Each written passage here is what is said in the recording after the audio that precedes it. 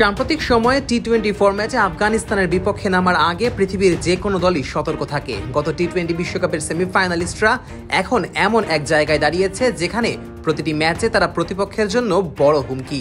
তবে এবারের এশিয়া কাপে নিজেদের দ্বিতীয় ম্যাচে বাংলাদেশকে নিয়েই উল্টো সতর্ক আফগানিস্তান। জোনাথন ট্রটের অধীনে থাকা এই দলটি এই ম্যাচকে দেখছে একেবারে ভিন্ন দৃষ্টিতে। বাংলাদেশের বিপক্ষে মঙ্গলবারের ম্যাচ আফগানিস্তানের জন্য বেশ গুরুত্বপূর্ণ। প্রথম ম্যাচ জিতে তারা কিছুটা এগিয়ে থাকলেও পরের ধাপ নিশ্চিত করতে হলে এই ম্যাচে জয় প্রায় বাধ্যতামূলক। ট্রট জানেন এই লড়াই খুব একটা সহজ হবে না, কারণ বাংলাদেশের স্কোয়াড এমন সব ক্রিকেটারে ভরপুর যারা একাই ম্যাচ ঘুরিয়ে দিতে পারে। আর তাই ম্যাচের আগে বাড়তি সতর্ক বার্তাই শোনালেন জোনাথন ট্রট। আফগান এই কোচ বলেন, বাংলাদেশ দলের সবসময় কজন ম্যাচ উইনার থাকে, তাই কাল আমাদের জন্য ভালো চ্যালেঞ্জ, ভালো একটা পরীক্ষা হতে যাচ্ছে। ত্রিদেশীয় সিরিজের ফাইনালের পর মাত্র একদিন বিরতি দিয়ে এশিয়া কাপের প্রথম ম্যাচে মাঠে নামা আফগানরা অবশ্য দ্বিতীয় ম্যাচের আগে পেয়েছেন প্রয়োজনীয় বিশ্রাম।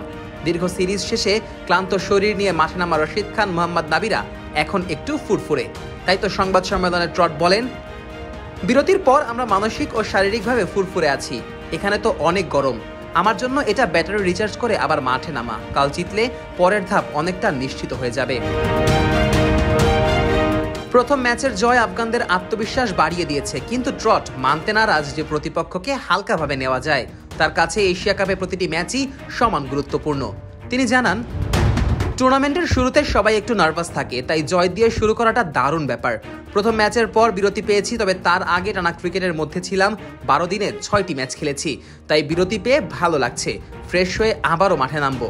বাংলাদেশের বিপক্ষে কাল বিগ গেম। সাম্প্রতিক কয়েক বছরে ওদের বিপক্ষে কিছু ম্যাচ খেলা হয়েছে আমাদের, এবং লড়াইটা দারুণ হয়েছে। তাই মুখিয়ে আছি এবং জয়ের দেখা পাবো বলে আশা করছি।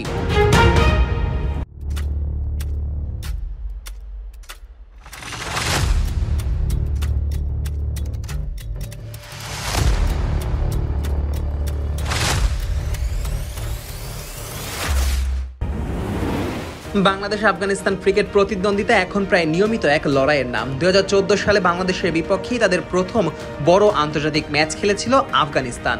তখন তারা ছিল সহযোগী দেশ। এরপর মাত্র এক দশকের মধ্যেই তারা বিশ্ব ক্রিকেটের পরাশক্তির কাতারে উঠে এসেছে।